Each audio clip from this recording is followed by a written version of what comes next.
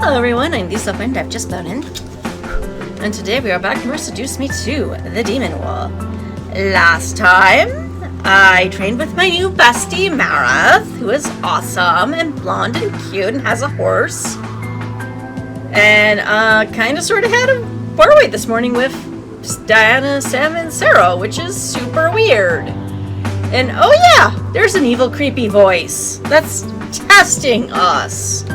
Yay! Because there's not enough creepiness going on in my life right now. No, clearly no. With that said, let us resume our day. Because after the weirdness with Diana and Sarah, we snuggled, and now it's time to go do training. I trained once more, from the morning to the night, desperate to become better at the sword. Berth managed time to step in occasionally to give me pointers, but she became an observer as I practiced on my own, seeing me improve. I didn't look forward to walking back to my room after training. It was easily the hardest part of my day. However, I found it comforting to take my time exploring the castle on my way back. What I didn't expect was to hear a surprised shout echo through the stone halls. You nerd! What? Eerie, what you doing? I froze in my tracks, recognizing the voice and deciding to quietly tiptoe towards the door of the room it came from. I peeked in to see the interior of the library, and my gaze zeroed in on Iridessa, who was seated in a chair, covering her face with a book while James leaned over the top of the chair, smirking down at her. It was like watching a game of cat and mouse, when they teased each other. Iridessa looked up at her husband from behind her book with a giggle, and James watched her like a curious hunter. I'm sorry, am I intruding on your reading? I think you are, but I think she doesn't mind. No, you're being a big nerd, and you know it. Peeking over my shoulder and scaring me like that? How rude. Aww. With a small chuckle, James moved from behind the chair and leaned in closer to Iridessa, laying a soft peck on her cheek. She tried to bite back her smile to no avail, instead hiding it behind her book, amusement clear in her eyes. I apologize. I won't do it again. Aw. You liar. You definitely will. Agreed. Iridessa dropped the book to her lap with a pout before shooting James a mock glare, as he continued to simply smile at her, as if he had done absolutely nothing wrong. Well, in this verse he hasn't, as far as I know. He couldn't keep the expression up, however, letting out an amused huff, a breath as a grin tugged at her lips. I'll make it up to you. I'll serve you a plate of crepes in the morning. Ooh, yummy. Will you feed it to me as well? Aww. If that is what you wish. Aww. Well, I don't need it, but I won't say no. Aww. The dynamic between them always danced between a mature king and queen, like a couple to Iridessa being insanely hard to get, and James giving a playful bait-and-switch chase. It was amusing to catch glimpses of their intimacy. Even when we had first met, the relationship between Iridessa and James always seemed to fluctuate on who was truly in charge.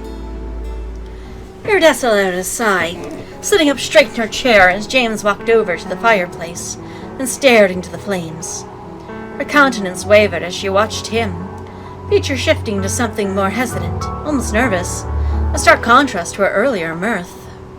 Hey, James? Yes, Eerie? Aw, he also calls her Eerie. Can I ask you something? James looked over to her in curiosity, nodding to the question. Iridessa took in a deep breath and closed the book in her hands, laying it on her lap. We're gonna go home soon, right? Of course. As soon as we resolve this war, we'll return home. Yep. Something was wrong. I could feel it just by looking at Iridessa, and I knew James did as well. She had something on her mind, but would she say it aloud? Is something troubling you, love? Also, having done James's route previously, it is weird to hear him call another girl love. She closed her eyes and took a moment to seemingly gather her nerves before looking to James once again. It's just... Is it wrong that I kind of don't want us to be here? No, you're very much from the human world, sweetie. What? Where did this come from? James seemed to be confused by the question too, raising an eyebrow at her. Huh? What do you mean? Iridessa's teeth dug into her lower lip before she placed the book on the table beside her chair and stood up, hugging her arms around herself, her fingers tapping at her arm in an anxious tick. Is it bad that I don't want us to be in the same place as Diana? Ah, okay. Interesting. I stared wide-eyed at Iridessa. She really didn't want to be here. What was this about? She seemed supportive thus far, but what about Diana made her feel uneasy? James turned fully around to Iridessa, with a look of mild surprise before his expression lit up with realization. Oh yeah, she was probably supposed to marry him. Is it because she was once my betrothed? Yeah, a little, awkward of her being your ex. Iridessa seemed to wince at the sentence, but nodded nonetheless in response to James's question. I understood why, though. Who would want to be in the same place as the woman who could have taken the one you loved away? Yeah, but she didn't really want him either. James's lips drooped into a frown as he crossed his arms. I'm sure she has no intentions of taking me away from you. Well, I mean, we don't know that. That's not what I meant. You should have seen what she did to me and Sam this morning. Iridessa looked down at the ground, pressing her lips together in a fine line. I guess I'm just not comfortable being here with her. Something about her just... I don't know.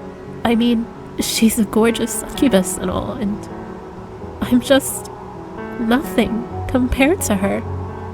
Okay, no, sweetie. You are adorable and lovely. Love. James chose you for a reason in this verse. How could I even compete? You two could have ruled together, made a beautiful couple. She could have given you more than I ever could. She is. Not what he wanted, and he left. Iridessa. Agreed. James's tone forced Iridessa to look up at his face, seeing the stern king she, his queen, had married. There is no competition. You are the woman I chose, the one I wanted, the beautiful and kind woman whom I was lucky enough to marry. I swore to be with you for the rest of my life as your husband. No one in the 5 worlds can make me betray you or lose the love I feel for you.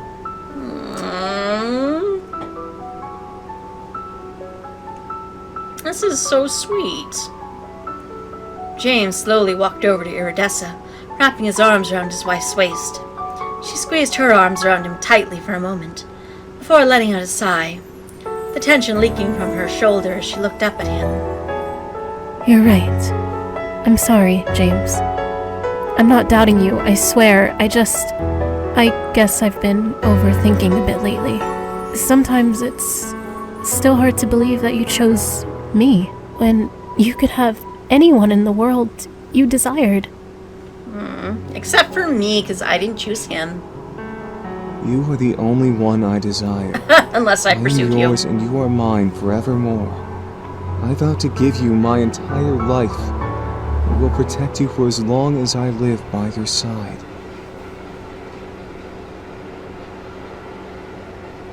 And there goes the train by.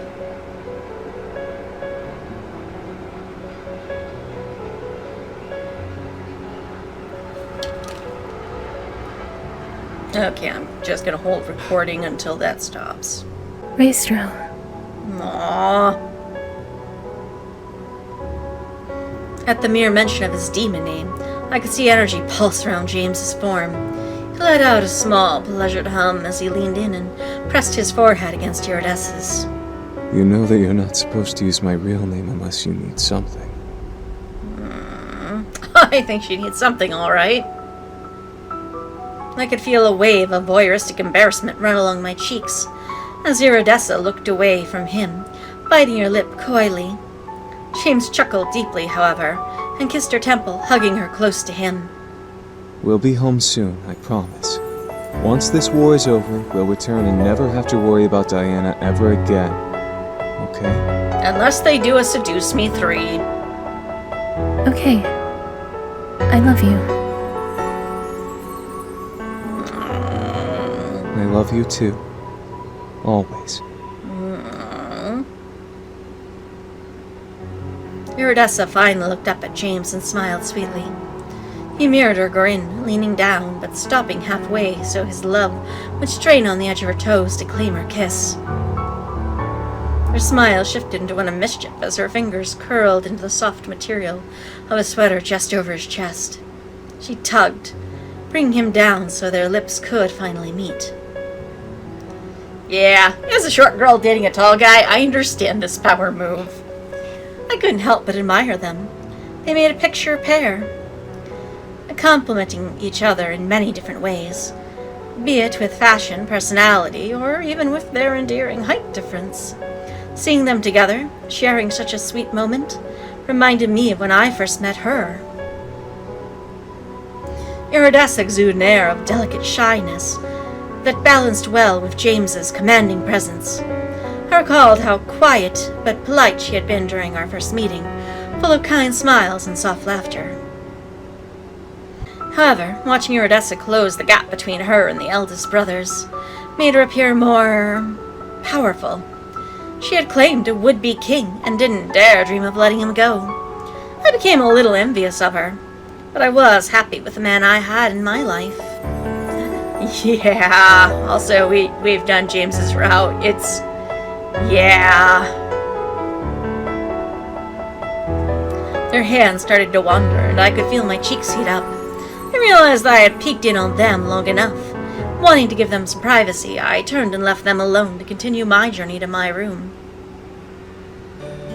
The door of the halls greeted me as I walked through the corridors, wanting to simply lie down and rest my sore limbs. A muffled giggle, however, caught my attention as I walked past a door that was left open. Out of curiosity, I leaned into the door to find the source of the sound. Aww, don't you two look pretty? Inside were Eric and Irene, a pair that emanated charm and sophistication. They were settled at a balcony carved out from the room they were lounging in. From the look of it, it was just an open pocket room, Spartan and probably used for private affairs. Eric and Irene stood by the railing of the balcony, staring out into the sky and smiling at the clear air. I won't lie. I've missed this world a bit. What? Question mark? You're from here? I mean, I guess that explains your hair, but... That makes only one of us, my love. Oh, come now. You cannot tell me that you don't miss being here. I don't think they do. They fled for a reason. Irene turned and leaned back against the railing, giving Eric a smug smile. Irene had always been a mystery to me. She was convinced that she was a succubus, but she wouldn't reveal to me what she really was, which added more mystery to her flair. She was definitely pro-demon, always dropping out of glamour whenever she was alone or with any of our group. But she respected humans enough to work her way to the top of the financial hierarchy, the old-fashioned way. Nepotism and bribery? Being born into the right family? When Eric told me about her, I could practically feel the love and devotion he had for her, with each word he described her with. While I was still his princess, she was his queen in love. Aww. Good for her. Eric chuckled at Irene and shook his head, still facing the sky. This world is too full of boring or terrible memories. I would rather be back in the human world. Nothing to bother us as we enjoy the world together. Exactly. Irene let out a small laugh before sliding closer to Eric, laying her head on his shoulder and staring at the ground. Eric, there is one thing that bothers me. Oh? Oh? What is it, my love? Irene pressed her lips together. I could see a moment of hesitation and doubt form in her eyes, before she let her feelings out into the air. Why are you so close to that girl? Your princess. I understand your closeness to your family, but she is your brother's intended. Uh-huh. Good question. Also, I'm no threat to you, lady. My heart lurched at the mention.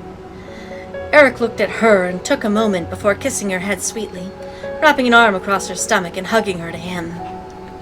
Didn't I tell you before? She saved my life, my brother's lives. I owe her more than any human in the human world.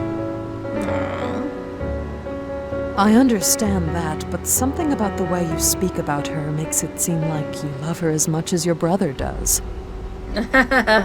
It's not mutual, in this verse at least. I stared at Irene and Eric in shock. He spoke about me in that way? Why? I was marrying his brother, and he was married to her. That made no sense. At Eric's laugh, I broke from my thoughts, as did Irene, gasping as he pulled her closer, leaning his forehead to hers. Is my queen becoming jealous of a human girl? I mean, I know, right? What of it? I find it rather adorable and endearing, despite your concern being completely unjustified. Are you truly concerned about me being close to her? Maybe. Weirder things have happened. And if I said yes? A moment of deep silence passed between them as Eric buried his gaze into Irene's eyes as she did the same to him. Despite the light tension in the air, I knew that Eric didn't see me the way he saw her. He devoted himself to her long before the moment he said I do, at their wedding, and, despite Eric having some charismatic tendencies, he was never one to betray the trust of someone he cared about. Eric leaned in and captured Irene's lips, making her release a sweetly pleasured sigh against him, and lovingly grasped his shoulders. As he slowly pulled away, he gave her a genuine smile. There is no one I love and care for more in this universe than you, my beautiful Maismere. You completely have my heart, my mind, my body, and my soul. And there is no one who can take that away from you. Maismere, you say? Interesting. Learning so much this playthrough. Irene stared into Eric's eyes, reading him and becoming lost with them at once. Despite her being the one who controlled the relationship, there were often times where she became the one who followed the one she loved. Irene straightened up in Eric's arms, wrapping her arms around his head and nuzzled her nose against his.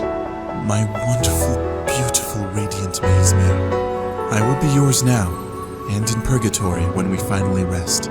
If you ever leave my side, I would spend an eternity looking for you. With him, I actually believe it. If you ever went missing, I would scour the entire human world and demon world for you. I am yours as you are mine, Uzaris. Aww. The pair smiled lovingly and simply relaxed in each other's embrace. It was rather sweet to see them together. Even as they shared their vows in the human world, I could tell their love truly went beyond just their wedding rings. Eric smiled a bit before leaning his head beside her face, whispering a very quiet note into her ear. A rough pink blush ran across her cheeks, causing her to smack his shoulder. You absolute tease. I swear you say these things just to make me blush. I won't fall for it. What? That you're being watched and you two should totally fuck right now? That's totally not what's happening. I don't tease. I make promises. I bet. Another smack on the shoulder made Eric lighten his embrace a bit as he laughed, while Irene pressed her lips together in a fake attempt to be angry at him. If I knew anything about Irene, it was that she truly loved Eric from the bottom of her heart. I decided to leave them be and continued heading towards my room. Who's gonna distract me next? Oh, no one. I slowly made my way into the room and sat back on the bed, letting the rush of exhaustion run through me like a wave of water. I shut my eyes and fell back onto the mattress with a soft thud. We were a handful of days away, and I wasn't sure how we were going to handle it, now that we were apparently being tested on top of it. You have nothing to fear from me, child. I mean, you say that. I didn't even have the strength to care to sit back up. I ought to sigh and continued to stare at the ceiling, greeting the voice in my head with a grimace. Why are you doing this? Why not just test him yourself? One cannot be tested if they are not ready for the consequences. I mean, you say that, but I took so many tests throughout school that I was not ready for. And my consequence was pretty much just, you failed. But the reality is, I wasn't allowed to delay until I could properly be ready for the test. So...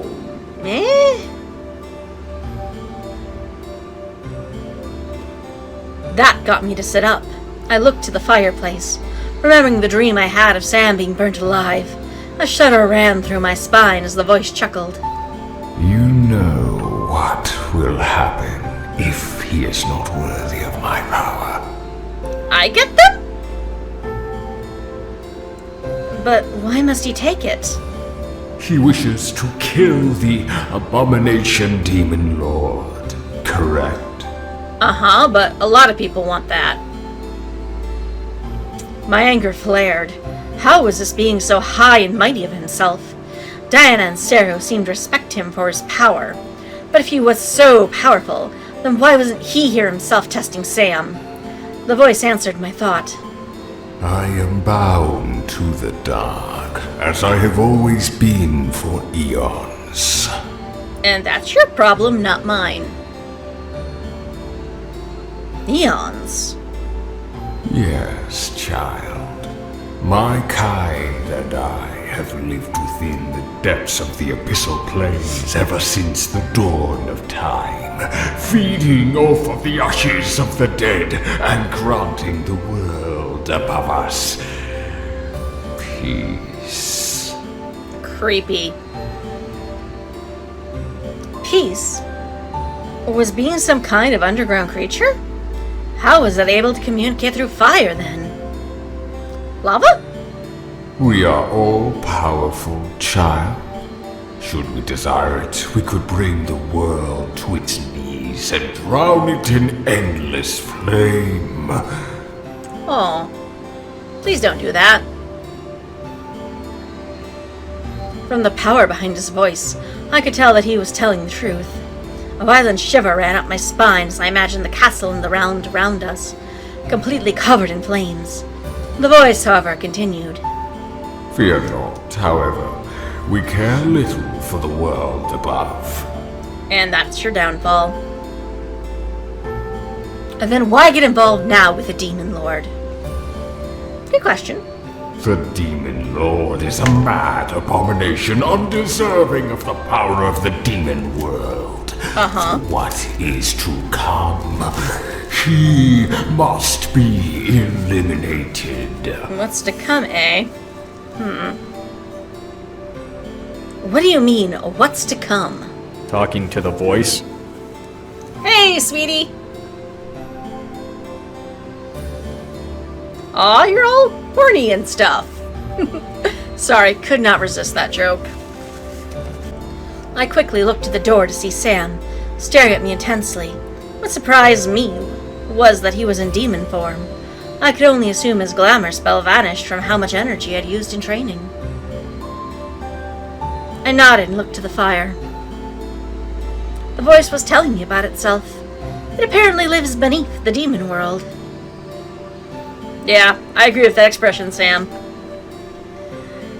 I hoped that Sam knew what it was, whatever this thing was. It seemed to think of itself as the most powerful being in the world, which I couldn't verify if it was, unknown to me. Sam, however, cocked an eyebrow. So it's a dragon. Huh! Okay, cool! This does explain the fire. Wait. What? I shot my head at Sam, both confused and thrown off at the answer. A dragon? A dragon? When did that become part of the list of demons in the world? I'm gonna guess it was always there, we just never asked. How were dragons even remotely related to demons? Well, horns, scales, ability to speak. I don't know, makes sense to me. Sam stared at my face and laughed before walking over and ruffling my hair. What? You didn't think they were real? Well, I mean, out of character, yes, but in character, no. No, I mean, anything's possible at this rate. But a dragon? How is that possible? I mean, Sam is kind of dragony looking. The voice in my head laughed at my surprise. But what shocked me was that Sam reacted as well to the laughter, looking around the room in shock. The fuck? Oh, you're him too now.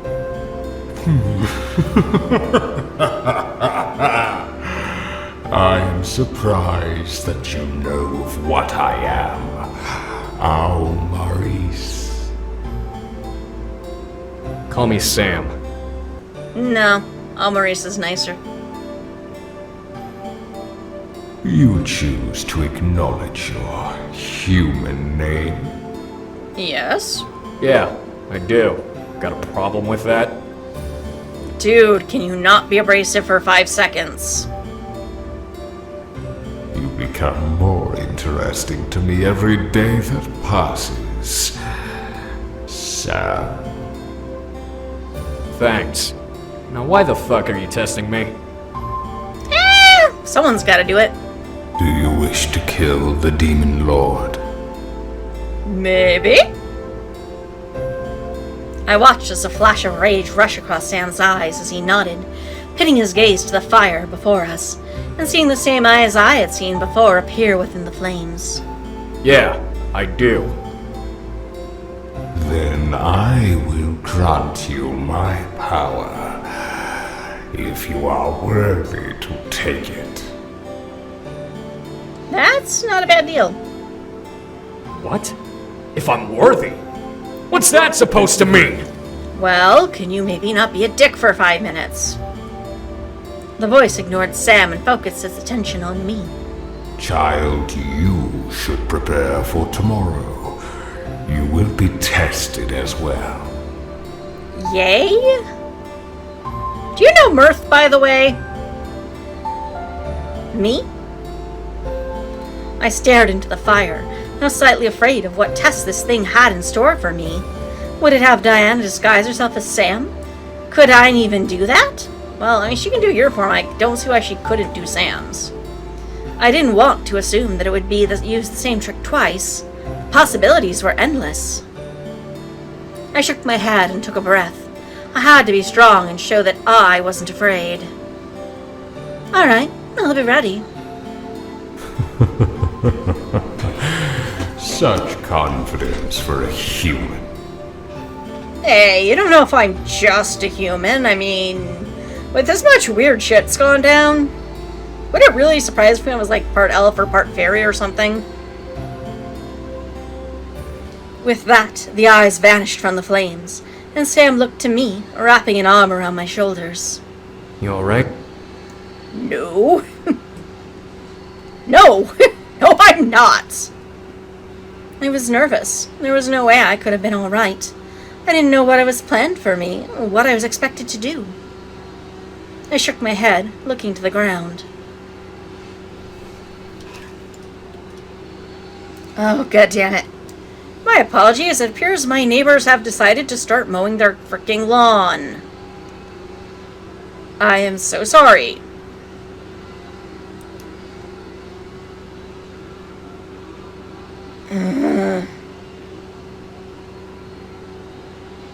I am sorry. This noise is really loud, even with me having headphones on as I record this. I know they tend to muffle and dampen sound a lot. So if I'm hearing it through my headphones, I am really worried about how loud it must sound on the recording. Oh, the joys of having an open mic. I don't want to, but I'm actually going to call the video here. Until next, Tagliatella Kiddo.